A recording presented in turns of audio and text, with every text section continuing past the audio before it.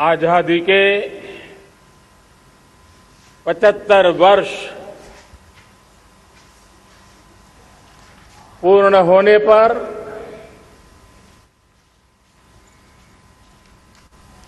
देशवासियों को अनेक अनेक शुभकामनाएं,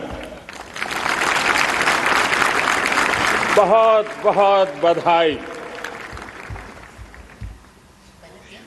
न सिर्फ हिंदुस्तान का हर कोना,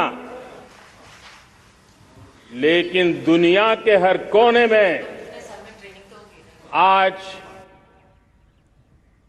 किसी न किसी रूप में भारतीयों के द्वारा या भारत के प्रति अपार प्रेम रखने वालों के द्वारा विश्व के हर कोने में यह हमारा तिरंगा आन बान शान के साथ लहरा रहा है। मैं विश्व भर में फैले हुए भारत प्रेमियों को, भारतीयों को आजादी के इस अमृत महोत्सव की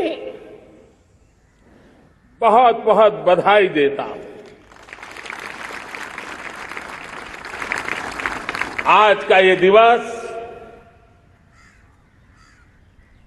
ऐतिहासिक दिवस है। एक पुण्य पड़ाव, एक नई राह, एक नए संकल्प और नए सामर्थ्य के साथ कदम बढ़ाने का ये शुभ अवसर है।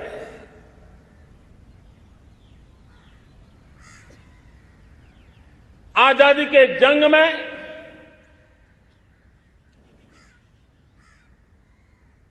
गुलामी का पूरा कालखंड संघर्ष में बीता है। हिंदुस्तान का कोई कोना ऐसा नहीं था, कोई काल ऐसा नहीं था जब देशवासियों ने सैकड़ों सालों तक गुलामी के खिलाफ जंग न किया हो, जीवन न खपाया हो, यातनाएं न झेली हो, आहुति न दी हो। आज हम सब देशवासियों के लिए ऐसे हर महापुरुष को, हर त्यागी को, हर बलिदानी को नमन करने का अवसर है, उनका ऋण स्वीकार करने का अवसर है और उनका स्मरण करते हुए उनके सपनों को जल्द से जल्द पूरा करने का संकल्प लेने का भी अवसर है।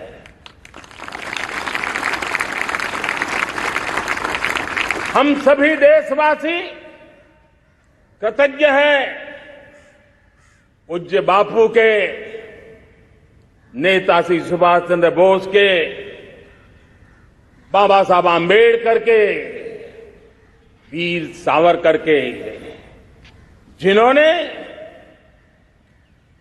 कर्तव्य पथ पर जीवन को खपा दिया। कर्तव्य पथ ही उनका जीवन पथ रहा। यह देश कृतज्ञ है मंगल पांडे, तात्या टोपे, भगत सिंह, सुखदेव, राजगुरु, चंद्रशेखर आजाद, अशफाक उल्लाह खान, राम प्रसाद बिस्मिल, अनगिनत ऐसे हमारे क्रांति वीरों ने अंग्रेजों की हुकूमत की नींव हिला दी थी।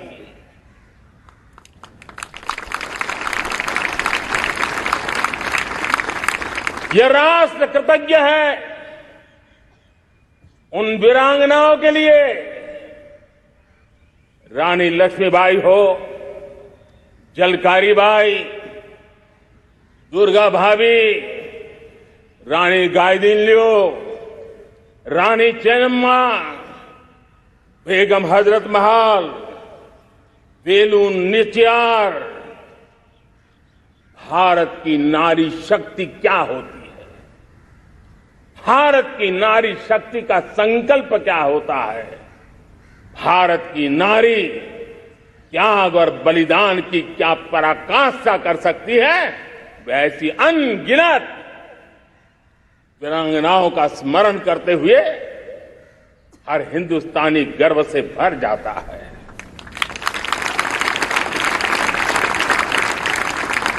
आजादी का जंग भी लड़ने वाले और आजादी के बाद देश बनाने वाले भी, डॉक्टर राजेंद्र प्रसाद जी हो, नेहरू जी हो, सरदार वल्लभ भाई पटेल, श्यामा प्रसाद मुखर्जी, लाल बहादुर शास्त्री, दीनदयाल उपाध्याय, जयप्रकाश नारायण, राम मनोहर लोहिया, आचार्य विनोबा भावे, नानाजी देशमुख, सुब्रमण्यम भारती, अनगिनत ऐसे महापुरुषों को आज नमन करने का अवसर है। जब आजादी के जंग की चर्चा करते हैं तो हम उन जंगलों में जीने वाले हमारे आदिवासी समाज का भी गौरव करना हम नहीं भूल सकते हैं। भगवान बिरसा मुंडा, सिद्धो कान्हू, अल्लूरी सीताराम राजू, गोविंद गुरु, अनगिनत नाम है जिन्होंने आजादी के आंदोलन की आवाज बन करके दूर सुदूर जंगलों में भी मेरे आदिवासी भाई बहनों में, माताओं में, युवकों में मातृभूमि के लिए जीने मरने की प्रेरणा जगाई। ये देश का सौभाग्य रहा है कि आजादी के जंग के कई रूप रहे हैं और उसमें एक रूप वो भी था जिसमें नारायण गुरु हो, स्वामी विवेकानंद हो, महर्षि अरविंदो हो, गुरुदेव रविन्द्रनाथ टैगोर हो, ऐसे अनेक महापुरुष हिंदुस्तान के हर कोने में, हर काल में भारत की चेतना को जगाते रहे, भारत को चेतनवंत बनाते रहे। अमृत महोत्सव के दौरान देश ने पूरे एक साल से हम देख रहे हैं, 2021 में दांडी यात्रा से प्रारंभ हुआ, स्मृति दिवस को संवारते हुए हिंदुस्तान के हर जिले में, हर कोने में देशवासियों ने आजादी के अमृत महोत्सव के लक्षावधि कार्यक्रम किए। शायद इतिहास में इतना विशाल, व्यापक, लंबा एक ही मकसद का उत्सव मनाया गया हो, वो शायद ये पहली घटना हुई होगी। और हिंदुस्तान के हर कोने में उन सभी महापुरुषों को याद करने का प्रयास किया गया जिनको किसी न किसी कारणवश इतिहास में जगह न मिली या उनको भुला दिया गया था। आज देश ने खोज खोज करके हर कोने में ऐसे वीरों को, महापुरुषों को, त्यागियों को, बलिदानियों को, सत्याग्रहियों को याद किया, नमन किया। अमृत महोत्सव के दरमियान इन सभी महापुरुषों को नमन करने का अवसर रहा। कल 14 अगस्त को भारत ने विभाजन विभीषिका स्मृति दिवस भी बड़े भारी मन से हृदय के गहरे गांवों को याद करते हुए उन कोटि कोटि जनों ने बहुत कुछ सहन किया था, तिरंगे की शान के लिए सहन किया था, मातृभूमि की मिट्टी से मोहब्बत के कारण सहन किया था और धैर्य नहीं खोया था। भारत के प्रति प्रेम ने नई जिंदगी की शुरुआत करने का उनका संकल्प नमन करने योग्य है, प्रेरणा पाने योग्य है। आज जब हम आजादी का अमृत महोत्सव मना रहे हैं तो पिछले 75 साल में देश के लिए जीने मरने वाले, देश की सुरक्षा करने वाले, देश के संकल्पों को पूरा करने वाले, चाहे सेना के जवान हो, पुलिस के कर्मी हो,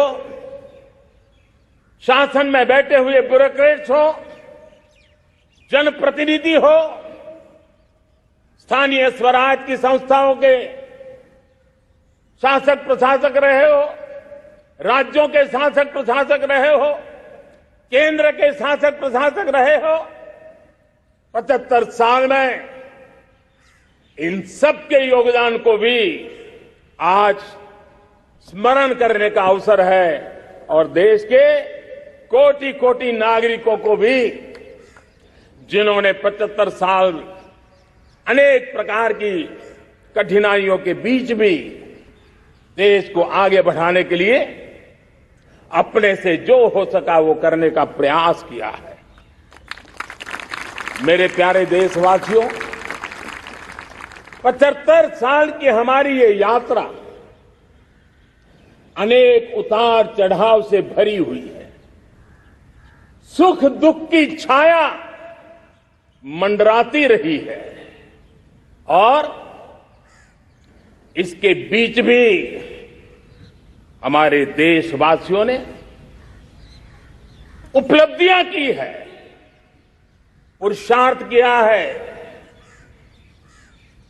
हार नहीं मानी है, संकल्पों को ओझल नहीं होने दिया है।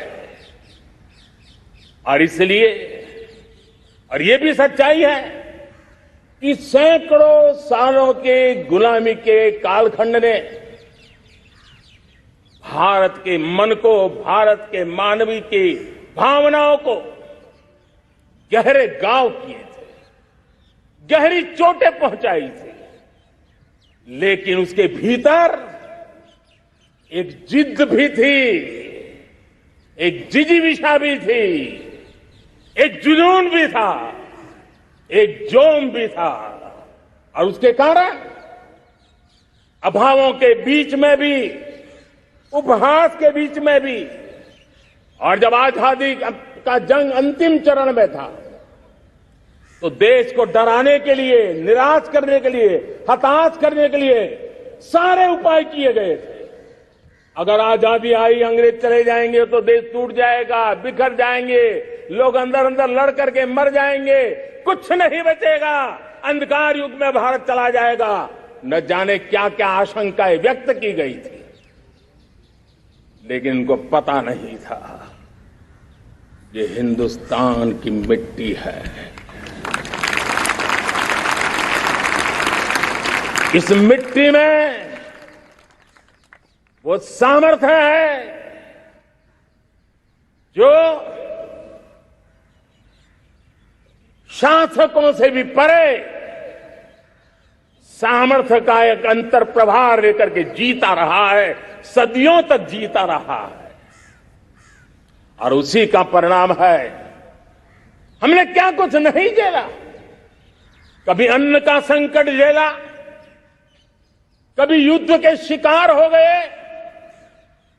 आतंकवाद ने डगर डगर चुनौतियां पैदा की, निर्दोष नागरिकों को मौत के घाट उतार दिया गया, छद्म युद्ध चलते रहे, प्राकृतिक आपदाएं आती रही, सफलता विफलता, आशा निराशा, न जाने कितने पड़ाव आए हैं, लेकिन इन पड़ाव के बीच भी भारत आगे बढ़ता रहा।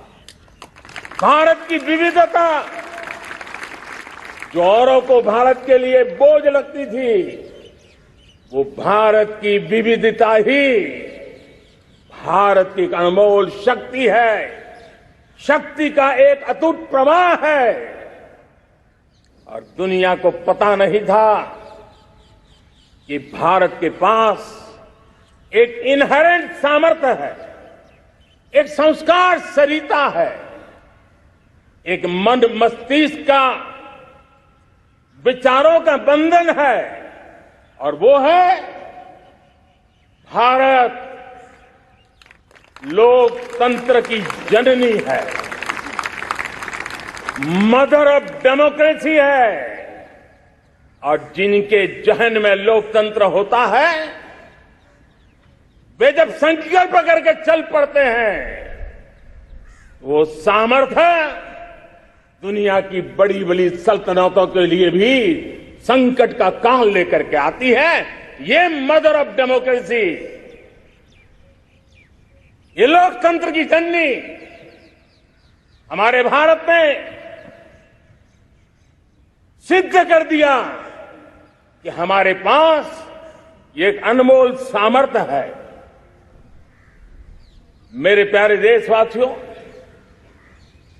75 साल की यात्रा में आशाएं, अपेक्षाएं, उतार चढ़ाव सब कुछ के बीच में हर एक के प्रयास से हम जहां तक पहुंच पाए थे, पहुंचे थे। और 2014 में देशवासियों ने मुझे दायित्व दिया। आजादी के बाद जन्मा हुआ मैं पहला व्यक्ति था जिसको लाल किले से देशवासियों का गौरवगान करने का अवसर मिला था।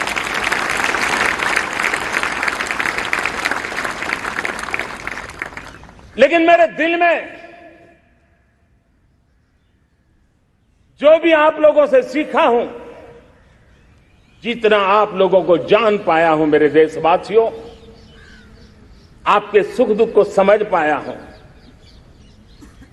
देश की आशा अपेक्षाओं के भीतर वो कौन सी आत्मा बसती है, उसको जितना मैं समझ पाया हूं, उसको लेकर के मैंने अपना पूरा कालखंड देश के उन लोगों को एम्पावर करने में खपाया। मेरे दलित हो, शोषित हो, पीड़ित हो, वंचित हो, आदिवासी हो, महिला हो, युवा हो, किसान हो, दिव्यांग हो, पूरब हो, पश्चिम हो, उत्तर हो, दक्षिण हो, समुद्र का तट हो, हिमालय की कंदराएं हो, हर कोने में महात्मा गांधी का जो सपना था आखिर इंसान की चिंता करने का, महात्मा गांधी जी की आकांक्षा थी अंतिम छोर पर बैठे हुए व्यक्ति को समर्थ बनाने की, मैंने अपने आप को उसके लिए समर्पित किया।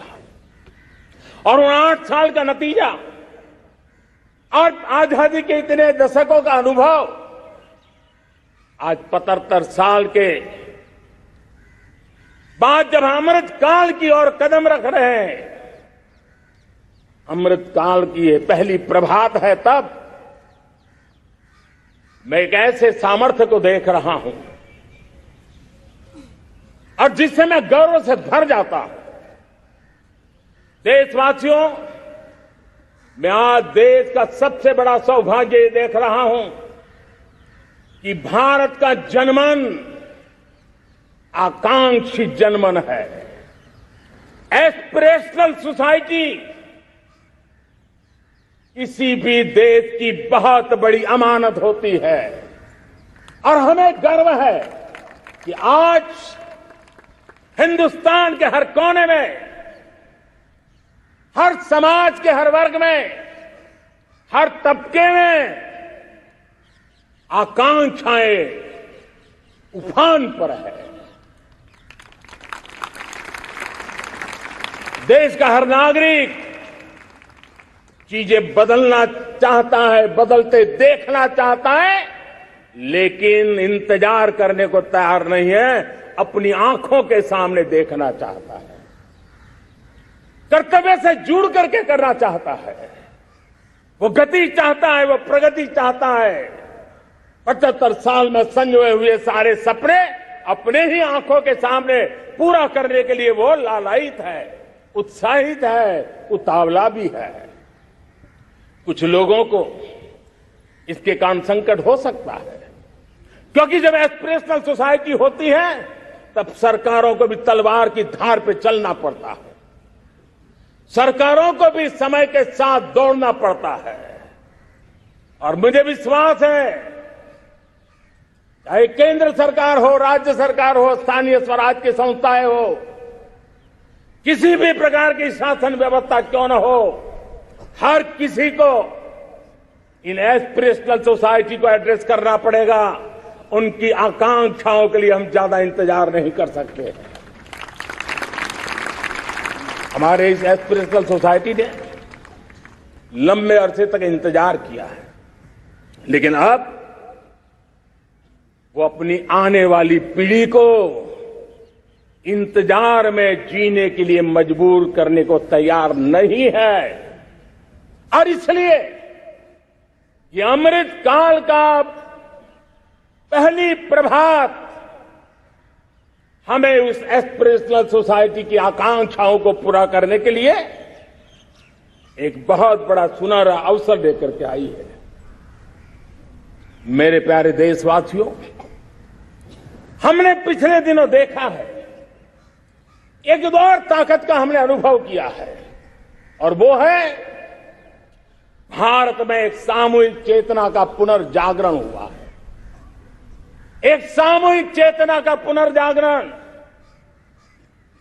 आजादी के इतने संघर्ष में से जो अमृत था वो अब संजोया जा रहा है, संकलित हो रहा है, संकल्प में परिवर्तित हो रहा है, पुरुषार्थ की पराकाष्ठा जुड़ रही है और सिद्धि का मार्ग नजर आ रहा है। ये चेतना, मैं समझता हूं कि चेतना का जागरण, ये पुनर्जागरण, ये हमारी सबसे बड़ी अमानत है। और ये पुनर्जागरण देखिए, 10 अगस्त तक लोगों को पता तक नहीं होगा शायद कि देश के भीतर कौन सी ताकत है, लेकिन पिछले 3 दिन से जिस प्रकार से तिरंगे झंडे को लेकर के, तिरंगा की यात्रा लेकर के देश चल पड़ा है। बड़े बड़े सोशल साइंस के एक्सपर्ट्स ये भी शायद कल्पना नहीं कर सकते कि मेरे भीतर के अंदर कितने, मेरे देश के भीतर कितना बड़ा सामर्थ्य है, एक तिरंगे झंडे ने दिखा दिया है। ये पुनर्चेतना, पुनर्जागरण का पल है। ये लोग समझ नहीं पाए हैं। जब देश जनता कर्फ्यू के लिए हिंदुस्तान का हर कोना निकल पड़ता है, तब उस चेतना की अनुभूति है। जब देश ताली थाली बजा करके कोरोना वॉरियर के साथ कंधे से कंधा मिला करके खड़ा हो जाता है, तब चेतना की अनुभूति होती है। जब दिया जला करके कोरोना वॉरियर की शुभकामना देने के लिए देश निकल पड़ता है, तब उस चेतना की अनुभूति होती है। दुनिया कोरोना के कालखंड में वैक्सीन लेना या न लेना, वैक्सीन काम का है कि नहीं है, उस उलझन में जी रहा था। उस समय मेरे देश के गांव गरीब भी 200 करोड़ डोज दुनिया को चौंका देने वाला काम करके दिखा देते हैं। यही चेतना है, यही सामर्थ्य है। इस सामर्थ्य ने आज देश को एक नई ताकत दी है। मेरे प्यारे भाइयों बहनों, तीसरा एक महत्वपूर्ण सामर्थ्य मैं देख रहा हूं। जैसे एस्पिरेशनल सोसाइटी, जैसे पुनर्जागरण, वैसे ही आजादी के इतने दशकों के बाद पूरे विश्व का भारत की तरफ देखने का नजरिया बदल चुका है। विश्व भारत की तरफ गर्व से देख रहा है, अपेक्षा से देख रहा है। समस्याओं का समाधान भारत की धरती पर दुनिया खोजने लगी है। दोस्तों, विश्व का ये बदलाव, विश्व की सोच में ये परिवर्तन 75 साल की हमारी अनुभव यात्रा का परिणाम है। हम जिस प्रकार से संकल्पों लेकर चल पड़े हैं, दुनिया इसे देख रही है और आखिरकार विश्व भी उम्मीदें लेकर के जी रहा है। उम्मीदें पूरे करने का सामर्थ्य कहां पड़ा है, वो उसे दिखने लगा है। मैं इसे त्रिशक्ति के रूप में देखता हूं, 3 सामर्थ्य के रूप में देखता हूं। और ये त्रिशक्ति है एस्पिरेशन की, पुनर्जागरण की और विश्व की उम्मीदों की। और इसे पूरा करने के लिए हम जानते हैं दोस्तों, आज दुनिया में एक विश्वास जगने में मेरे देशवासियों की बहुत बड़ी भूमिका है। 130 करोड़ देशवासियों ने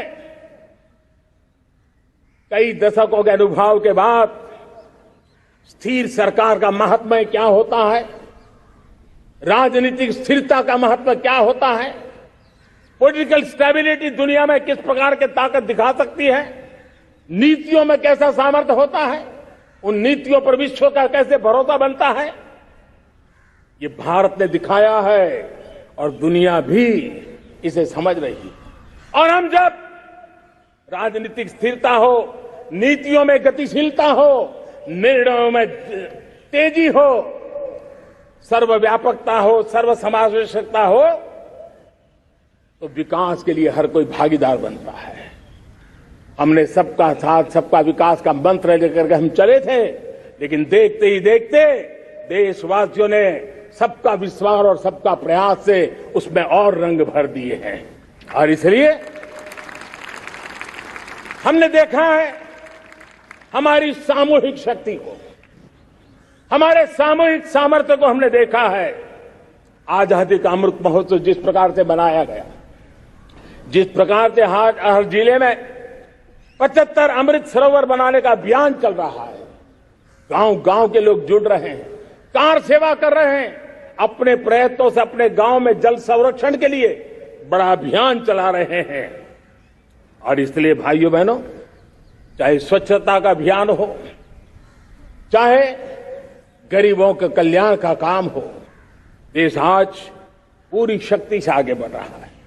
लेकिन भाइयों बहनों, हम लोग आजादी के अमृत काल में हमारी 75 साल की यात्रा को, उसका गौरवगान करते रहेंगे, अपनी ही पीठ थपथपाते रहेंगे, तो हमारे सपने कहीं दूर चले जाएंगे। और इसलिए 75 साल का कालखंड कितना ही शानदार रहा हो, कितने ही संकटों वाला रहा हो, कितने ही चुनौतियों वाला रहा हो, कितने ही सपने अधूरे दिखते हो, उसके बावजूद भी आज जब हम अमृत काल में प्रवेश कर रहे हैं, अगले 25 वर्ष हमारे देश के लिए अत्यंत महत्वपूर्ण है। और इसलिए जब मैं आज मेरे सामने लाल किले पर से 130 करोड़ देशवासियों के सामर्थ्य का स्मरण करता हूं, उनके सपनों को देखता हूं, उनके संकल्पों की अनुभूति करता हूं, तब साथियों मुझे लगता है आने वाले 25 साल के लिए हमें उस पंच प्राण पर अपनी शक्ति को केंद्रित करनी होगी, अपने संकल्पों को केंद्रित करना होगा, अपने सामर्थ्य को केंद्रित करना होगा। और हमें उन पंच प्राण को लेकर के 2047 जब आजादी के 100 साल होंगे, आजादी के दीवानों के सारे सपने पूरे करने का जिम्मा उठा करके चलना होगा। जब मैं पंच प्राण की बात करता हूं, तो पहला प्राण, अब देश बड़े संकल्प लेकर के ही चलेगा। बहुत बड़े संकल्प लेकर के चलना होगा और वो बड़ा संकल्प है विकसित भारत। अब उससे कुछ कम नहीं होना चाहिए। बड़ा संकल्प। दूसरा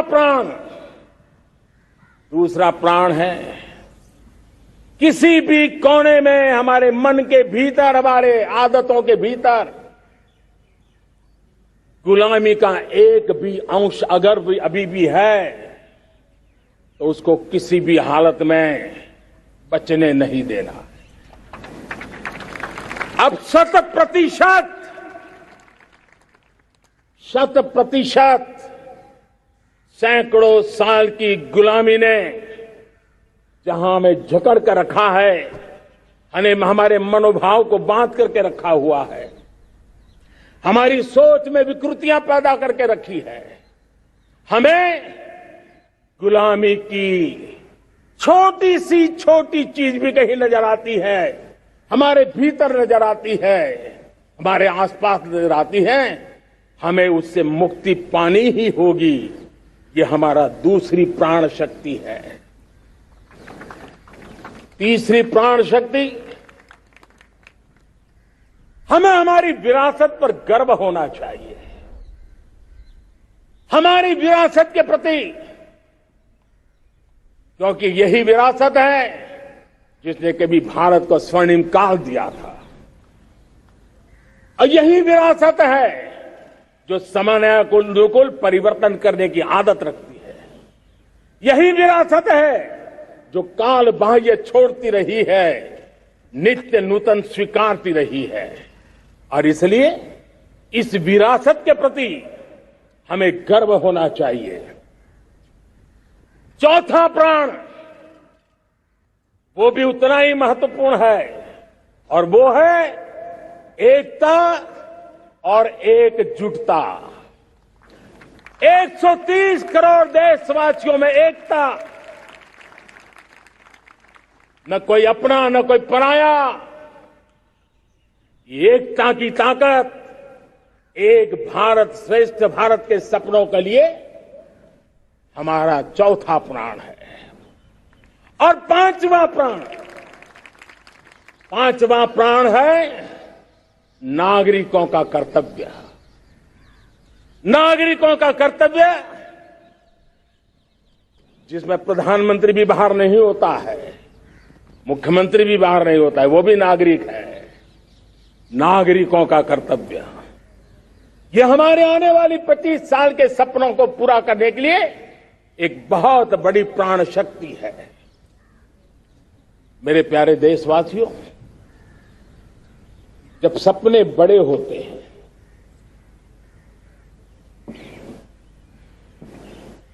जब संकल्प बड़े होते हैं, तो पुरुषार्थ भी बहुत बड़ा होता है, शक्ति भी बहुत बड़ी मात्रा में जुट जाती है।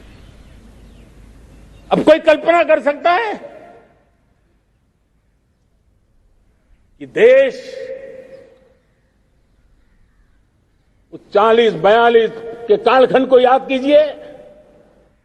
देश उठ खड़ा हुआ था, किसी ने हाथ में झाड़ू लिया था, किसी ने तकली ली थी, किसी ने रेंटिया लिया था, किसी ने सत्याग्रह का मार्ग चुना था, किसी ने संघर्ष का मान चुना था, किसी ने क्रांति की वीरता का रास्ता चुना था। लेकिन संकल्प बड़ा था आजादी, और ताकत देखिए, बड़ा संकल्प था तो आजादी लेके रहे। हम आजाद हो गए। अगर संकल्प छोटा होता, सीमित होता, तो शायद आज भी संघर्ष करने के दिन चालू रहते। लेकिन संकल्प बड़ा था तो हमने हासिल भी किया। मेरे प्यारे देशवासियों, अब आज जब अमृत काल की पहली प्रभात है, तो हमें इस 25 साल में विकसित भारत बना के रहना है। अपनी आंखों के सामने और जो 20, 22, 25 साल के नौजवान मेरे देश के मेरे सामने हैं, मेरे देश के नौजवानों, जब देश आजादी के 100 साल मनाएगा तब आप 50-55 के हुए होंगे। मतलब आपके जीवन का ये स्वर्णिम काल, आपकी उम्र के ये 25-30 साल भारत के सपनों को पूरा करने का काल है। आप संकल्प लेकर के मेरे साथ चल पड़िए साथियों, तिरंगे झंडे की शपथ लेकर के चल पड़िए। हम सब पूरी ताकत से लगे आए। बड़ा संकल्प, मेरा देश विकसित देश होगा, डेवलप कंट्री होगा। विकास के हर पैरामीटर में हम मानव केंद्रीय व्यवस्था को विकसित करेंगे।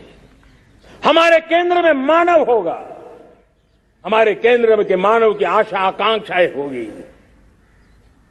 हम जानते हैं भारत जब बड़े संकल्प करता है तो करके भी दिखाता है। जब मैंने यहां स्वच्छता की बात कही थी मेरे पहले भाषण में, देश चल पड़ा, जिससे जहां हो सका स्वच्छता की ओर आगे बढ़ा और गंदगी के प्रति नफरत एक स्वभाव बनता गया। यही तो देश है जिसने इसको करके दिखाया है और कर भी रहा है, आगे भी कर रहा है। यही तो देश है जिसने वैक्सीनेशन, दुनिया दुविधा में थी, 200 करोड़ का लक्ष्य पार कर लिया, समय सीमा में कर लिया, पुराने सारे रिकॉर्ड तोड़ के कर लिया। ये देश कर सकता है। हमने तय किया था देश को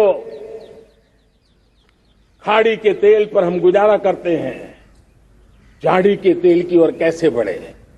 10% इथेनॉल ब्लेंडिंग का सपना बड़ा लगता था, पुराना इतिहास बताता था संभव नहीं है, लेकिन समय से पहले 10% इथेनॉल ब्लेंडिंग करके देश ने इस सपने को पूरा कर दिया। भाइयों बहनों, 2.5 करोड़ लोगों को इतने कम समय में बिजली कनेक्शन पहुंचाना छोटा काम नहीं था, देश ने करके दिखाया। लाखों परिवारों के घर में जल से नल, नल से जल, नल से जल पहुंचाने का काम आज देश तेज गति से कर रहा है। खुले में शौच से मुक्ति भारत के अंदर आज संभव हो पाया है। मेरे प्यारे देशवासियों, अनुभव कहता है कि एक बार हम सब संकल्प लेकर के चल पड़े तो हम निर्धारित लक्ष्यों को पार कर सकते हैं। रिन्यूएबल एनर्जी का लक्ष्य हो, देश में नए मेडिकल कॉलेज बनाने का इरादा हो, डॉक्टरों की तैयारी करवानी हो, हर क्षेत्र में पहले से गति बहुत बड़ी है। और इसलिए मैं कहता हूं, अब आने वाले 25 साल बड़े संकल्प के हो। यही हमारा प्राण, वही हमारा प्रण भी होना चाहिए। दूसरी बात मैंने कही है, उस प्राण शक्ति की मैंने चर्चा की है कि गुलामी की मानसिकता। देश की सोचिए भाइयों, कब तक दुनिया हमें सर्टिफिकेट बांटती रहेगी? कब तक दुनिया के सर्टिफिकेट पर हम गुजारा करेंगे? क्या हम अपने मानक नहीं बनाएंगे? क्या 130 करोड़ का देश अपने मानकों को पार करने के लिए पुरुषार्थ नहीं कर सकता है? हमें किसी भी हालत में औरों के जैसा दिखने की कोशिश करने की जरूरत नहीं है। हम जैसे हैं वैसे, लेकिन सामर्थ्य के साथ खड़े होंगे, ये हमारा मिजाज होना चाहिए। हमें गुलामी से मुक्ति चाहिए। हमारे मन के भीतर दूर दूर 7 समंदर के नीचे भी गुलामी का तत्व नहीं बच रहना चाहिए। और मैं आशा देखता हूं, जिस प्रकार से नई राष्ट्रीय शिक्षा नीति बनी है, जिस मंथन के साथ बनी है, कोटि कोटि लोगों के विचार प्रवाह को संकलित करते हुए बनी है, और भारत की धरती की जमीन से जुड़ी हुई शिक्षा नीति बनी। रसकस हमारी धरती के मिले हैं। हमने जो कौशल्य पर बल दिया है, ये एक ऐसा सामर्थ्य है जो हमें गुलामी से मुक्ति की ताकत देगा। हमने देखा है कभी कभी तो हमारी टैलेंट भाषा के बंधनों में बन जाती है। यह गुलामी की मानसिकता का परिणाम है। हमें हमारे देश की हर भाषा पे गर्व होना चाहिए। वो हमें भाषा आती हो या ना आती हो, लेकिन मेरे देश की भाषा है, मेरे पूर्वजों ने दुनिया को दी हुई ये भेंट सौगात है, हमें गर्व होना चाहिए। मेरे साथियों, आज डिजिटल इंडिया का रूप हम देख रहे हैं, स्टार्टअप देख रहे हैं। कौन लोग हैं? ये वो टैलेंट है जो टियर 2, टियर 3 सिटी में किसी गांव गरीब के परिवार में बसे हुए लोग हैं। ये हमारे नौजवान हैं जो आज नई नई खोज के साथ दुनिया के सामने आ रहे हैं।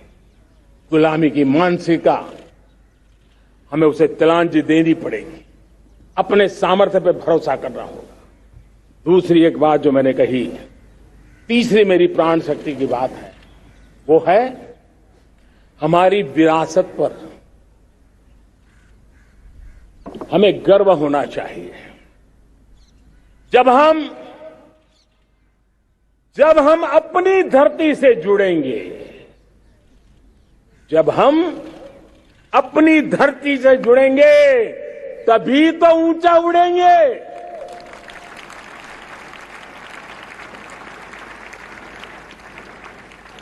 और जब हम ऊंचा उड़ेंगे तो हम विश्व को भी समाधान दे पाएंगे।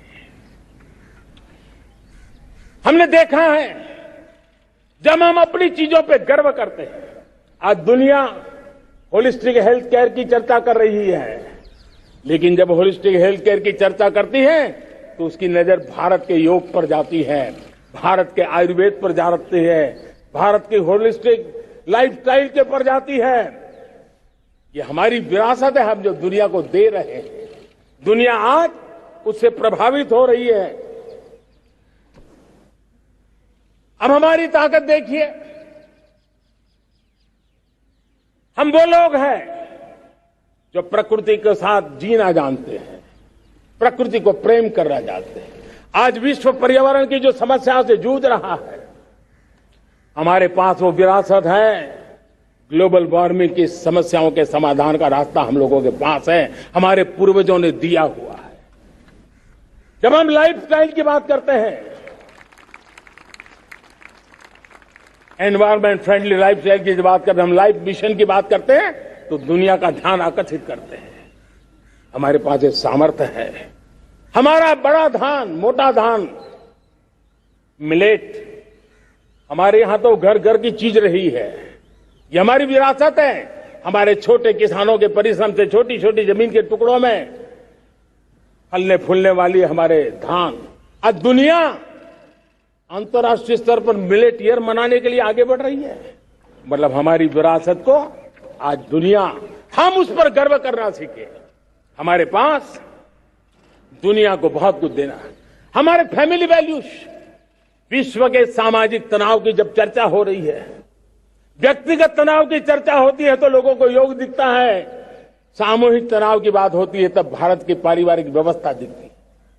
संयुक्त परिवार की एक पूंजी सदियों से हमारी माताओं बहनों के त्याग बलिदान के कारण परिवार नाम की जो व्यवस्था विकसित हुई, ये हमारी विरासत है। इस विरासत पर हम गर्व कैसे करें? हम तो वो लोग हैं जो जीव में भी शिव देखते हैं।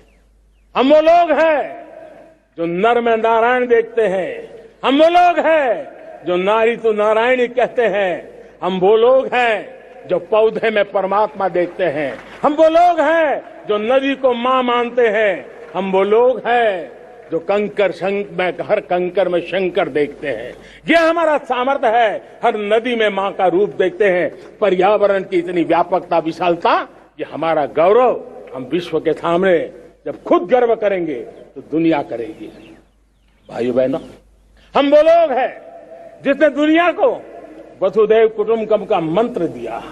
हम वो लोग हैं जो दुनिया को कहते हैं एकम सत विप्रहा बदो वदंती, आज जो होलियर देन दाव का जो संकट चल रहा है, तुझसे बड़ा मैं हूं, ये जो तनाव का कारण बना हुआ है, दुनिया को एकम सत विप्रादा बहुधा वदंती का ज्ञान देने वाली विरासत हमारे पास है। जो कहते हैं सत्य एक है, जानकार लोग उसको अलग अलग तरीके से कहते हैं। ये गौरव हमारा है। हम लोग हैं जो कहते हैं यत पिंडे तद ब्रह्मांडे। कितनी बड़ी सोच है। जो ब्रह्मांड में है वो हर जीव मात्र में है।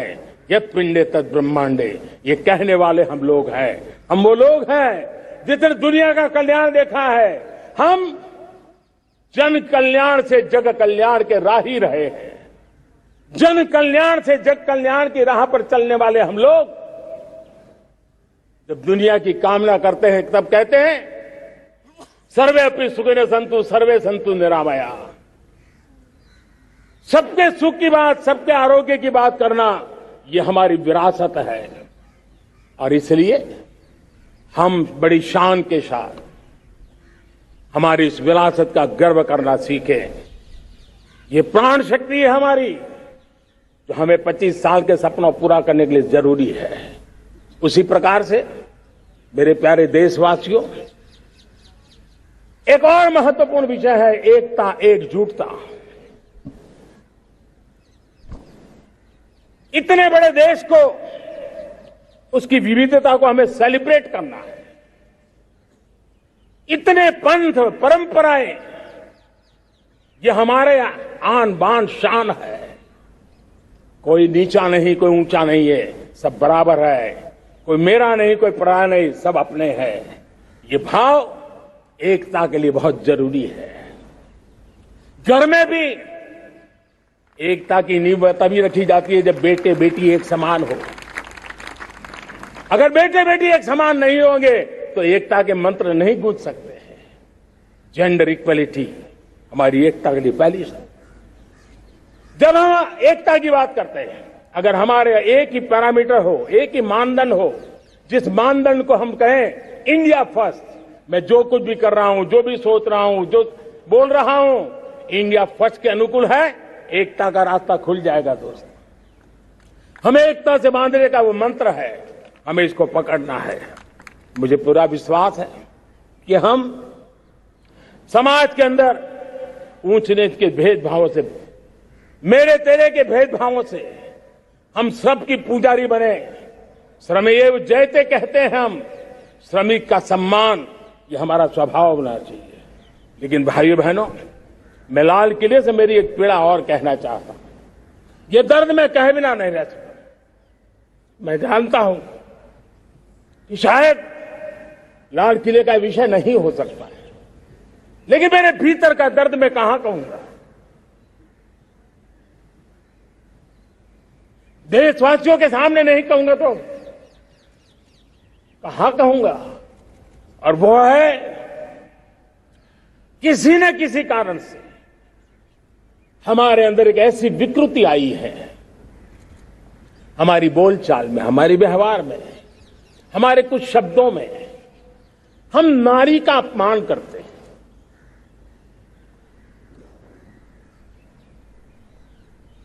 क्या हम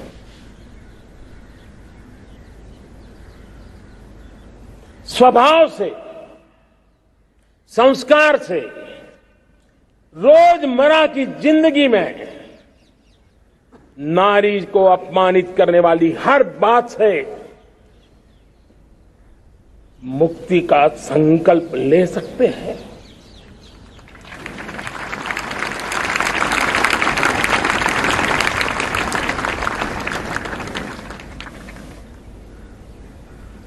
नारी का गौरव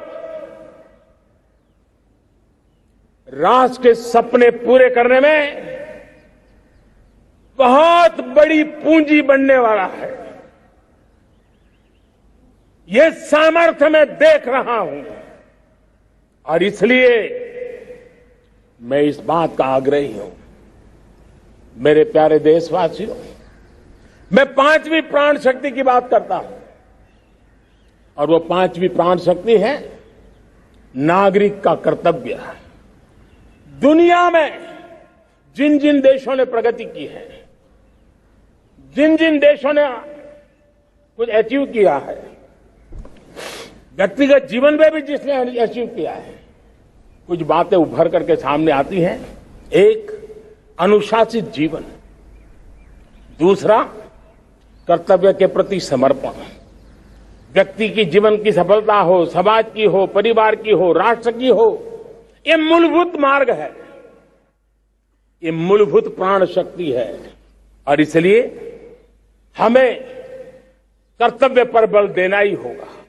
ये शासन का काम है कि बिजली 24 घंटे पहुंचाने के लिए प्रयास करे, लेकिन ये नागरिक का कर्तव्य है कि जितनी ज्यादा यूनिट बिजली बचा सकते बचाएं। हर खेत में पानी पहुंचाना सरकार की जिम्मेवारी है, सरकार का प्रयास है, लेकिन पर ड्रॉप मोर क्रॉप, पानी बचाते हुए आगे बढ़ना, मेरे हर खेत से आवाज उठनी चाहिए।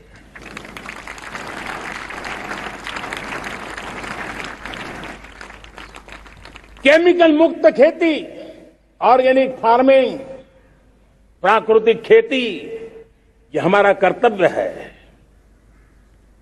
साथियों, चाहे पुलिस हो या पीपल हो, शासक हो या प्रशासक हो, ये नागरिक कर्तव्य से कोई अछूता नहीं हो सकता है।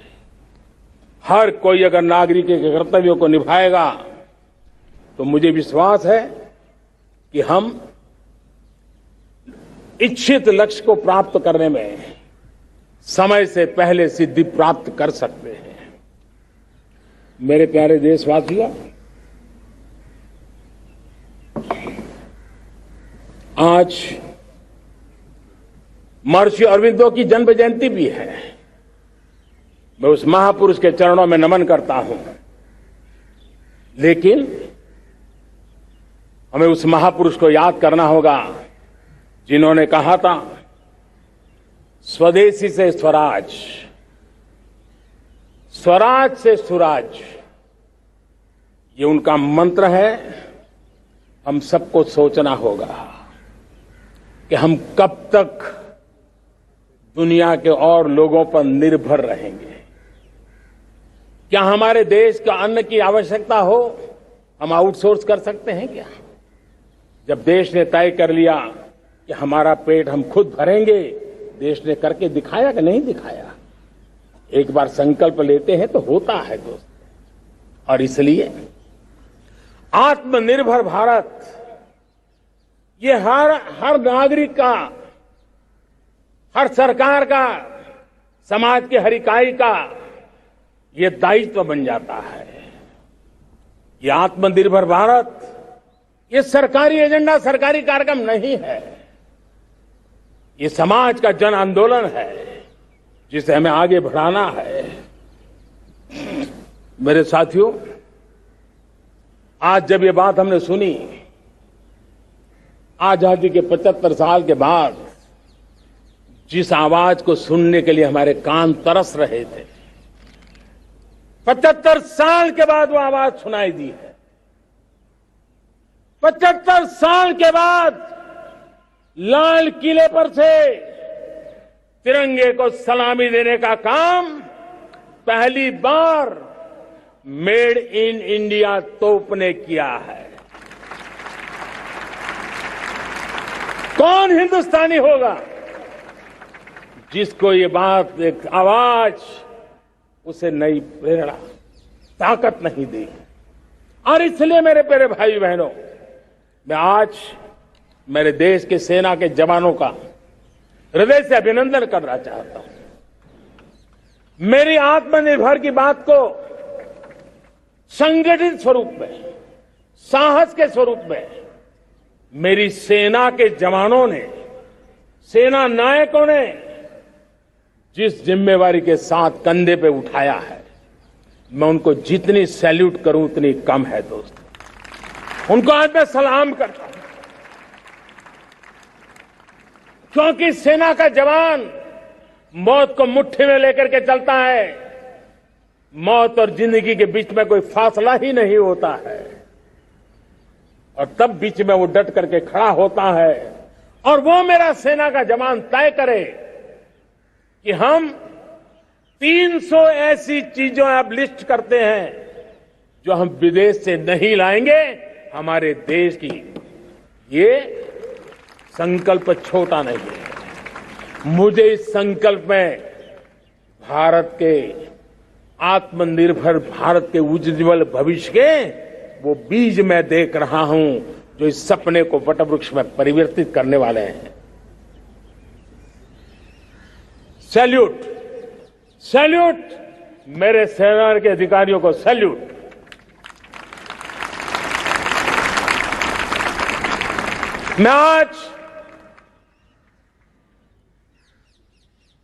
मैं मेरे छोटे छोटे बालकों को, 5 साल 7 साल की आयु के बालक, उनको भी सैल्यूट करना चाहता, उनको भी सलाम करना चाहता। जब देश के सामने चेतना जगी, मैंने सैकड़ों परिवारों से सुना है, 5-5, 7 साल के बच्चे घर में कह रहे हैं कि अब हम विदेशी खिलौने से नहीं खेलते। 5 साल का बच्चा घर में विदेशी खिलौने से नहीं खेलेंगे, ये जब संकल्प करता है ना,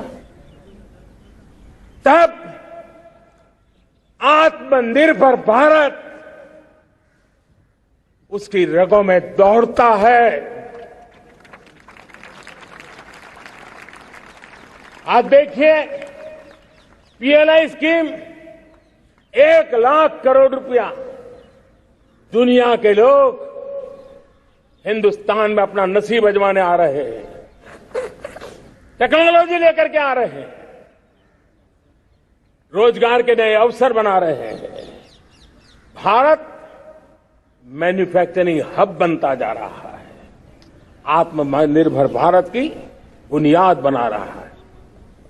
आज इलेक्ट्रॉनिक गुड्स मैन्युफैक्चरिंग हो, मोबाइल फोन का मैन्युफैक्चरिंग हो, आज देश बहुत तेजी से प्रगति कर रहा है। जब हमारा ब्रह्मोस दुनिया में जाता है, कौन हिंदुस्तानी होगा जिसका मन आसमान को न छूता होगा। दोस्तों,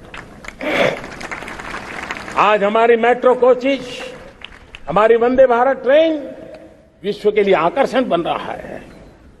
मेरे प्यारे देशवासियों, हमें आत्मनिर्भर बनना है हमारे एनर्जी सेक्टर में। हम कब तक एनर्जी के सेक्टर में किसी और पर डिपेंडेंट रहेंगे? और हमें सोलार का क्षेत्र हो, विंड एनर्जी का क्षेत्र हो, रिन्यूएबल के और भी जो रास्ते हो, मिशन हाइड्रोजन हो, बायोफ्यूल की कोशिश हो, इलेक्ट्रिक व्हीकल पर जाने की बात हो, हमें आत्मनिर्भर बन करके इन व्यवस्थाओं को आगे बढ़ाना होगा।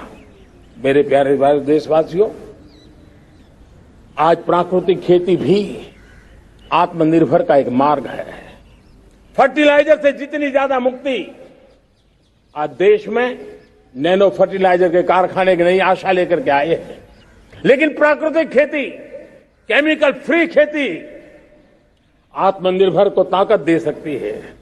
आज देश में रोजगार के क्षेत्र में ग्रीन जॉब के नए नए क्षेत्र बहुत तेजी से खुल रहे हैं। भारत ने नीतियों के द्वारा स्पेस को खोल दिया है। ड्रोन की बहुत दुनिया में सबसे प्रगतिशील पॉलिसी लेकर के आए हैं। हमने देश के नौजवानों के लिए नए द्वार खोल दिए हैं। मेरे प्यारे भाइयों बहनों, मैं प्राइवेट सेक्टर को भी आह्वान करता हूं, आइए हमें विश्व में छा जाना है।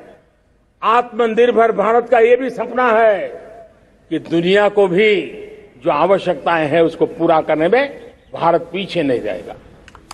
हमारे लघु उद्योग हो, सूक्ष्म उद्योग हो, कुटीर उद्योग हो, जीरो डिफेक्ट जीरो इफेक्ट हमें उस करके हमें दुनिया में जाना होगा। हमें स्वदेशी पर गर्व करना होगा। मेरे प्यारे देशवासियों, हम बार बार लाल बहादुर शास्त्री जी को याद करते हैं। जय जवान जय किसान का उनका मंत्र आज भी देश के लिए प्रेरणा है। बाद में अटल बिहारी वाजपेयी जी ने जय विज्ञान कह करके उसमें एक कड़ी जोड़ दी थी और देश ने उसको प्राथमिकता दी थी। लेकिन अब अमृतकाल के लिए एक और अनिवार्यता है और वो है जय अनुसंधान। जय जवान जय किसान जय विज्ञान जय अनुसंधान, इनोवेशन। और मुझे मेरे देश की युवा पीढ़ी में भरोसा है। इनोवेशन की ताकत देखिए। आज हमारा यूपीआई भीम, हमारा डिजिटल पेमेंट, फिनटेक की दुनिया में हमारा स्थान, आज विश्व में रियल टाइम 40% अगर डिजिटल फाइनेंशियल का ट्रांजैक्शन होता है तो मेरे देश में हो रहा है। हिंदुस्तान ने ये करके दिखाया है। मेरे प्यारे देशवासियों, अब हम 5G के दौर की ओर कदम रख रहे हैं। बहुत दूर इंतजार नहीं करना होगा, हम कदम मिलाने वाले हैं। हम ऑप्टिकल फाइबर गांव-गांव में पहुंचा रहे हैं। डिजिटल इंडिया का सपना गांव से गुजरेगा, ये मुझे पूरी जानकारी है। आज मुझे खुशी है, हिंदुस्तान के 4 लाख कॉमन सर्विस सेंटर्स गांवों में विकसित हो रहे हैं। गांव के नौजवान बेटे बेटियां कॉमन सर्विस सेंटर चला रही हैं। देश गर्व कर सकता है कि गांव के क्षेत्र में 4 लाख डिजिटल एंटरप्रेन्योर का तैयार होना और सारी सेवाएं लोग, गांव के लोग उनके यहां लेने के लिए आदी बन जाए, ये अपने आप में टेक्नोलॉजी हब बनने की भारत की जो ताकत है। मेरे प्यारे देशवासियों, ये जो डिजिटल इंडिया का मूवमेंट है, जो सेमीकंडक्टर की ओर हम कदम मांड रहे हैं, 5G की ओर कदम मांड रहे हैं, ऑप्टिकल फाइबर का नेटवर्क बिछा रहे हैं, ये सिर्फ आधुनिकता की पहचान ऐसा नहीं है। 3 बड़ी ताकतें इसके अंदर समाहित है। शिक्षा में आमूलचूल क्रांति, ये डिजिटल माध्यम से आने वाली है। स्वास्थ्य सेवाओं में आमूलचूल क्रांति डिजिटल से आने वाली है। कृषि जीवन में भी बहुत बड़ा बदलाव डिजिटल से आने वाला है। एक नया विश्व तैयार हो रहा है। भारत उसे आगे बढ़ाने के लिए, और मैं साफ देख रहा हूं दोस्तों, ये डेकेड मानव जात के लिए टेकेड का समय है, टेक्नोलॉजी का डेकेड है। भारत के लिए तो ये टेकेड जिसका मन टेक्नोलॉजी से जुड़ा हुआ है, आईटी की दुनिया में भारत ने अपना एक लोहा बनवा लिया है, तो ये टेकेड का सामर्थ्य भारत के प्यास है। हमारा अटल इनोवेशन मिशन, हमारे इंक्यूबेशन सेंटर, हमारे स्टार्टअप एक नया पूरा क्षेत्र का विकास कर रहे हैं। युवा पीढ़ी के लिए नए अवसर लेकर के आ रहे हैं। स्पेस मिशन की बात हो, हमारा डीप ओशन मिशन की बात हो, समुद्र की गहराई में जाना हो या हमें आसमान को छूना हो, ये नए क्षेत्र हैं जिसको लेकर के हम आगे बढ़ रहे हैं। मेरे प्यारे देशवासियों, हम इस बात को न भूलें, और भारत ने सदियों से देखा हुआ है, जैसे देश में कुछ नमूना रूप कामों की जरूरत होती है, कुछ बड़ी बड़ी ऊंचाइयों की जरूरत होती है, लेकिन साथ साथ धरातल पर मजबूती बहुत आवश्यक होती है। भारत की आर्थिक विकास की संभावनाएं धरातल की मजबूती से जुड़ी हुई है, और इसलिए हमारे छोटे किसान, उनका सामर्थ्य, हमारे छोटे उद्यमी, उनका सामर्थ्य, हमारे लघु उद्योग, कुटीर उद्योग, सूक्ष्म उद्योग, रेहड़ी पटरी वाले लोग, घरों में काम करने वाले लोग, ऑटो रिक्शा चलाने वाले लोग, बस सेवाएं देने वाले लोग, ये समाज का जो सबसे बड़ा तबका है, इसका सामर्थ्यवान होना भारत के सामर्थ्य की गारंटी है। और इसलिए हमारे आर्थिक विकास की ये जो मूलभूत जमीनी ताकत है, उस ताकत को सर्वाधिक बल देने की दिशा में हमारा प्रयास चल रहा है। मेरे प्यारे देशवासियों, हमारे पास 75 साल का अनुभव है। हमने 75 साल में कई सारी सिद्धियां भी प्राप्त की हैं। हमने 75 साल के अनुभव में नए सपने भी संजोए हैं, नए संकल्प भी लिए हैं। लेकिन अमृतकाल के लिए हमारे मानव संसाधन का ऑप्टिमम आउटकम कैसे हो, हमारी प्राकृतिक संपदा का ऑप्टिमम आउटकम कैसे हो, इस लक्ष्य को लेकर के हमें चलना है। और तब मैं पिछले कुछ सालों से अनुभव से कह चाहता हूं, आपने देखा होगा आज अदालत के अंदर देखिए, हमारी वकील के क्षेत्र में काम करने वाले हमारी नारी शक्ति किस ताकत के साथ नजर आ रही है। आप ग्रामीण क्षेत्र में जनप्रतिनिधि के रूप में देखिए, हमारी नारी शक्ति किस मिजाज से, समर्पित भाव से अपनी गांवों की समस्याओं को सुलझाने में लगी हुई है। आज ज्ञान का क्षेत्र देख लीजिए, विज्ञान का क्षेत्र देख लीजिए, हमारे देश की नारी शक्ति सिरमौर नजर आ रही है। आज हम पुलिस में देखें, हमारी नारी शक्ति लोगों की सुरक्षा की जिम्मेवारी उठा रही है। हम जीवन के हर क्षेत्र में देखें, खेलकूद का मैदान देखें या युद्ध की भूमि देखें, भारत की नारी शक्ति एक नए सामर्थ्य, नए विश्वास के साथ आगे आ रही है। मैं इसको भारत की 75 साल की जो यात्रा में जो योगदान है, उसमें अब कई गुना योगदान आने वाले 25 साल में मैं मेरी नारी शक्ति का देख रहा हूं, मेरी माताओं, बहनों का, मेरी बेटियों का देख रहा हूं। और इसलिए ये सारे हिसाब किताब से ऊपर है, सारे आपके पैरामीटर से अतिरिक्त है। हम इस पर जितना ध्यान देंगे, हम जितने ज्यादा अवसर हमारी बेटियों को देंगे, जितनी सुविधाएं हमारी बेटियों के लिए केंद्रित करेंगे, आप देखना वो हमें बहुत कुछ लौटा करके देगी।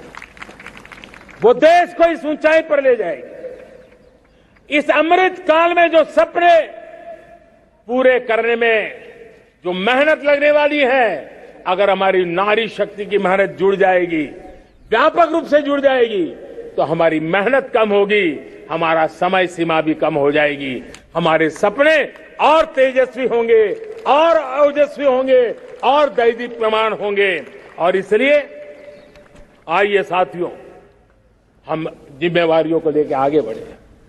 मैं आज भारत के संविधान के निर्माताओं का भी धन्यवाद करना चाहता हूं कि उन्होंने जो हमें फेडरल स्ट्रक्चर दिया है, उसके स्पिरिट को बनाते हुए, उसकी भावनाओं का आदर करते हुए हम कंधे से कंधा मिला करके इस अमृत काल में चलेंगे तो सपने साकार होकर के रहेंगे। कार्यक्रम भिन्न हो सकते हैं, कार्यशैली भिन्न हो सकती है, लेकिन संकल्प भिन्न नहीं हो सकते। राष्ट्र के लिए सपने भिन्न नहीं हो सकते। आइए हम एक ऐसे युग के अंदर आगे बढ़े। मुझे याद है, जब मैं गुजरात का मुख्यमंत्री था, केंद्र में हमारे विचार की सरकार नहीं थी, लेकिन मेरे गुजरात में हर जगह पे मैं एक ही मंत्र लेके चलता था कि भारत के विकास के लिए गुजरात का विकास, भारत का विकास हम कहीं पर भी हो, हम सबके मन मस्तिष्क में रहना चाहिए। हमारे देश के कई राज्य हैं जिन्होंने देश को आगे बढ़ाने में बहुत भूमिका अदा की है, नेतृत्व किया है, कई क्षेत्रों में उदाहरण काम किए हैं। ये हमारे फेडरलिज्म को ताकत देते हैं। लेकिन आज समय की मांग है कि हमें कोऑपरेटिव फेडरलिज्म के साथ साथ कोऑपरेटिव कॉम्पिटिटिव फेडरलिज्म की जरूरत है। हमें विकास की स्पर्धा की जरूरत है। हर राज्य को लगना चाहिए वो राज्य आगे निकल गया, मैं इतनी मेहनत करूंगा, मैं आगे निकल जाऊंगा। उसने ये 10 अच्छे काम किए हैं, मैं 15 अच्छे काम करके दिखाऊंगा। उसने 3 साल में पूरा किया है, मैं 2 साल में करके दिखाऊंगा। हमारे राज्यों के बीच में, हमारी सर्विस, सरकार की सभी इकाइयों के बीच में वो स्पर्धा का वातावरण चाहिए जो हमें विकास की नई ऊंचाइयों पर ले जाने के लिए प्रयास करे। मेरे प्यारे देशवासियों, इस 25 वर्ष का अमृतकाल के लिए जब हम चर्चा करते हैं, तब मैं जानता हूं चुनौतियां अनेक हैं, मर्यादाएं अनेक हैं, मुसीबतें भी हैं, बहुत कुछ है। हम इसको कम नहीं आंकते हैं, रास्ते खोजते हैं, लगातार कोशिश कर रहे हैं, लेकिन 2 विषयों को तो मैं यहां आज चर्चा करना चाहता हूं। चर्चा अनेक विषयों पर हो सकती है, लेकिन मैं अभी समय की सीमा के कारण 2 विषयों पर चर्चा करता हूं। और मैं मानता हूं हमारे इन सारी चुनौतियों को कारण, विकृतियों के कारण, बीमारियों के कारण इस 25 साल का अमृतकाल, उस पर शायद अगर हमने समय रहते नहीं चेते, समय रहते समाधान नहीं किए,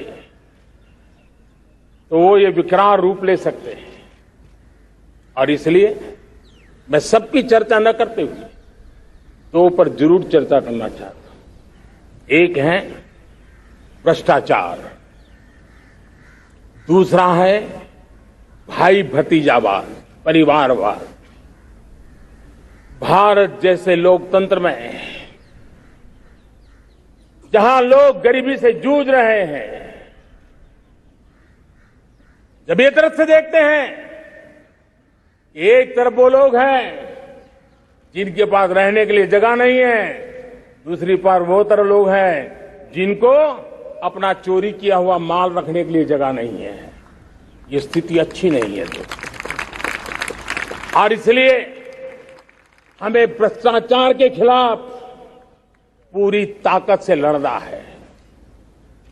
पिछले 8 वर्षों में डायरेक्ट बेनिफिट ट्रांसफर के द्वारा, आधार, मोबाइल, इन सारे आधुनिक व्यवस्थाओं का उपयोग करते हुए 2 लाख करोड़ रुपए जो गलत हाथों में जाते थे,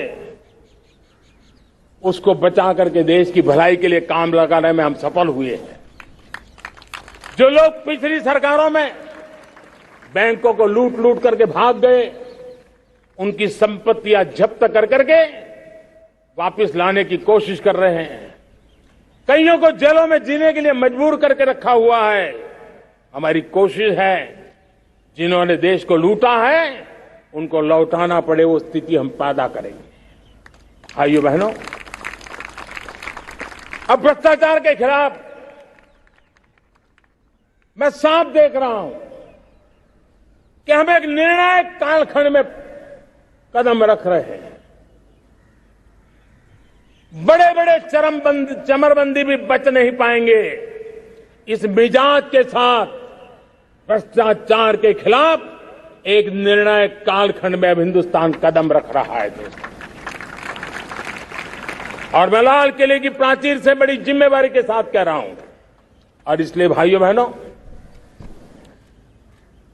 भ्रष्टाचार दीमक की तरह देश को खोखला कर रहा है। मुझे इसके खिलाफ लड़ाई लड़नी है, लड़ाई को तेज करना है, निर्णायक मोड़ पे लेकर के ही जाना है। तब मेरे 130 करोड़ देशवासी, आप मुझे आशीर्वाद दीजिए, आप मेरा साथ दीजिए। मैं आज आपसे साथ मांगने आया, आपका सहयोग मांगने आया हूं, ताकि मैं इस लड़ाई को लड़ पाऊं, इस लड़ाई को देश जीत पाए और सामान्य नागरिक की जिंदगी भ्रष्टाचार ने तबाह करके रखी हुई है। मैं मेरे इन सामान्य नागरिक की जिंदगी को फिर से शान बान शान के लिए जीने के लिए रास्ता बनाना चाहता हूं। और इसलिए मेरे प्यारे देशवासियों, ये चिंता का विषय है कि आज देश में भ्रष्टाचार के प्रति नफरत तो दिखती है, व्यक्त भी होती हैं, लेकिन कभी कभी भ्रष्टाचारियों के प्रति उदारता बरती जाती है। किसी भी देश में ये शोभा नहीं देगा। और कई लोग तो इतनी बेशर्मी तक चले जाते हैं कि कोर्ट में सजा हो चुकी हो, भ्रष्टाचारी सिद्ध हो चुका हो, जेल जाना तय हो चुका हो, जेल गुजार रहे हो, उसके बावजूद भी उनका महिमा मंडन करने में लगे रहते हैं, उनकी शान शौकत में लगे रहते हैं, उनकी प्रतिष्ठा बनाने में लगे रहते हैं। अगर जब तक समाज में गंदगी के प्रति नफरत नहीं होती है, स्वच्छता की चेतना जगती नहीं है। जब तक भ्रष्टाचार और भ्रष्टाचारी के प्रति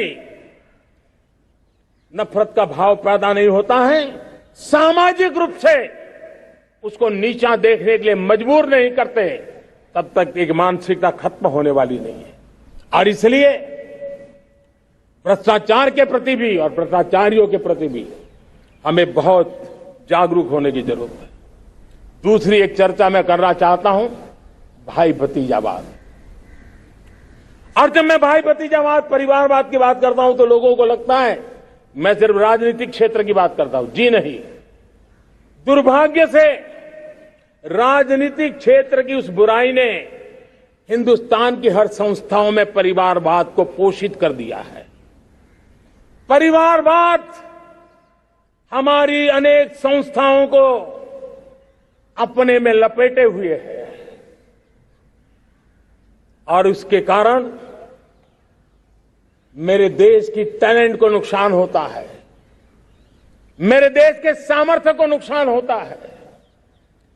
जिनके पास अवसर की संभावनाएं हैं वो परिवारवाद, भाई भतीजे के बाद बाहर रह जाता है। भ्रष्टाचार का भी कारण ये भी एक बन जाता है ताकि उसका कोई भाई भतीजे के कार्य आसरा नहीं है तो लगता है चलो भाई कहीं से खरीद करके जगह बना लूं। इस परिवारवाद से, भाई भतीजावाद से हमें हर संस्थाओं में एक नफरत पैदा करनी पड़ी होगी, जागरूकता पैदा करनी होगी, तब हम हमारी संस्थाओं को बचा पाएंगे। संस्थाओं के उज्जवल भविष्य के लिए बहुत आवश्यक है। उसी प्रकार से राजनीति में भी परिवारवाद ने देश के सामर्थ्य को सबसे सारा अन्याय किया है। परिवारवादी राजनीति परिवार की भलाई के लिए होती है, उसको देश की भलाई से कोई लेना देना नहीं होता है। और इसलिए लाल किले की प्राचीर से तिरंगे झंडे के आन बान शान के नीचे भारत के संविधान का स्मरण करते हुए मैं देशवासियों को खुले मन से कहना चाहता हूं, आइए हिंदुस्तान के राजनीति के शुद्धिकरण के लिए भी, हिंदुस्तान की सभी संस्थाओं के शुद्धिकरण के लिए भी हमें देश को इस परिवारवादी मानसिकता से मुक्ति दिला करके योग्यता के आधार पर देश को आगे ले जाने की ओर बढ़ना होगा। यह अनिवार्यता है, वरना हर किसी का मन कुंठित रहता है कि मैं उसके लिए योग्य था, मुझे नहीं मिला क्योंकि मेरा कोई चाचा, मामा, पिता, दादा, दादी, नाना, नानी कोई वहां थे नहीं। ये मनस्थिति किसी भी देश के लिए अच्छी नहीं। मेरे देश के नौजवानों, मैं आपके उज्जवल भविष्य के लिए, आपके सपनों के लिए मैं भाई भतीजावाद के खिलाफ लड़ाई में आपका साथ चाहता हूं। परिवारवादी राजनीति के खिलाफ लड़ाई में मैं आपका साथ चाहता हूं। ये संवैधानिक जिम्मेवारी मानता हूं मैं, ये लोकतंत्र की जिम्मेवारी मानता हूं मैं, ये लाल किले के प्राचीर से कही गई बात की ताकत में मानता हूं और इसलिए मैं आज आपका अवसर चाहता हूं। हमने देखा पिछले दिनों खेलों में, ऐसा तो नहीं है कि देश के पास पहले प्रतिभाएं नहीं रही होंगी, ऐसा तो नहीं है कि खेलकूद की दुनिया में हिंदुस्तान के नौजवान, हमारे बेटे बेटियां कुछ कर नहीं सकते, लेकिन सिलेक्शन भाई भतीजेवाद की चैनल से गुजरते थे और उसके कारण वो खेल के मैदान तक, उस देश तक तो पहुंच जाते थे। जीत हार से उन्हें लेना देना नहीं था, लेकिन जब ट्रांसपेरेंसी आई, योग्यता के आधार पर खिलाड़ियों का चयन होने लगा, पूर्ण पारदर्शिता से खेल के मैदान में सामर्थ्य का सम्मान होने लगा, आज देखिए दुनिया में खेल के मैदान में भारत का तिरंगा फहरता है, भारत का राष्ट्रगान गाया जाता है, गर्व होता है और परिवारवाद से मुक्ति होती है, भाई भतीजावाद से मुक्ति होती है, तो ये नतीजे आते हैं। मेरे प्यारे देशवासियों, ये ठीक है, चुनौतियां बहुत हैं। अगर इस देश के सामने करोड़ों संकट है तो करोड़ों समाधान भी है, और मेरा 130 करोड़ देशवासियों पर भरोसा है। 130 करोड़ देशवासी निर्धारित लक्ष्य के साथ, संकल्प के प्रति समर्पण के साथ, जब 130 करोड़ देशवासी एक कदम आगे रखते हैं ना, तो हिंदुस्तान 130 करोड़ कदम आगे बढ़ जाता है। इस सामर्थ्य को लेकर के हमने आगे बढ़ना है। इस अमृत काल में, जब ये अमृत काल की पहली बेला है, पहली प्रभात है, हमें आने वाले 25 साल को एक पल भी भूलना नहीं है। एक एक दिन, समय का प्रत्येक क्षण, जीवन का प्रत्येक कण मातृभूमि के लिए जीना, और तभी आजादी के दीवानों को हमारी सच्ची श्रद्धांजलि होगी। तभी 75 साल तक देश को यहां तक पहुंचाने में जिन जिन लोगों ने योगदान किया, उनका पुण्य स्मरण हमें काम आएगा। मैं देशवासियों से आग्रह करते हुए, नई संभावनाओं को संजोते हुए, नए संकल्पों को पार करते हुए, आगे बढ़ने का विश्वास लेकर के आज अमृत काल का आरंभ करते हैं। आजादी का अमृत महोत्सव अब अमृत काल की दिशा में पलट चुका है, आगे बढ़ चुका है। तब इस अमृत काल में सबका प्रयास अनिवार्य है, सबका प्रयास ही परिणाम लाने वाला है। टीम इंडिया की भावना ही देश को आगे बढ़ने वाली है। 130 करोड़ देशवासियों की ये टीम इंडिया एक टीम के रूप में आगे बढ़ करके सारे सपनों को साकार करेंगी। इसी पूरे विश्वास के साथ मेरे साथ बोलिए, जय हिंद, जय हिंद, जय हिंद। भारत माता की, भारत माता की, भारत माता की, वंदे वंदे वंदे। बहुत बहुत धन्यवाद।